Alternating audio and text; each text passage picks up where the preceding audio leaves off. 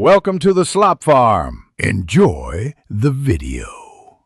You start by confirming safe power and grounding so nothing shorts when you apply power. Connect a known signal source and a suitable load. Use a dummy resistor if you lack a speaker. Once connected, set amplifier gain to minimum and mute if possible to avoid spikes. Use a multimeter to confirm DC rails and fuse continuity. This prevents damage and tells you the amp is powered correctly. These steps let you proceed with measurements without risking equipment. Now probe the input and output with an oscilloscope to compare waveforms and timing. This shows gain and any phase shift. Start with a 1 kHz sign at low level, then increase slowly until you observe clipping. This reveals headroom.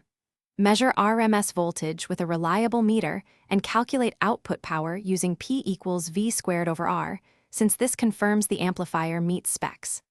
Once done, check total harmonic distortion. Higher THD at louder levels indicates problems with components or biasing.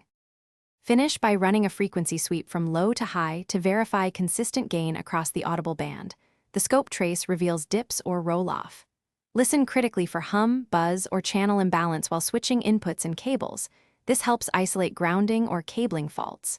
If you find distortion, overheating, or instability, first check bias settings, cooling fans, and electrolytic capacitor health. One key troubleshooting tip: if you hear persistent hum, disconnect signals.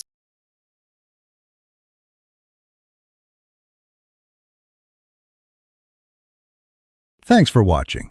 Consider subscribing if we helped you today.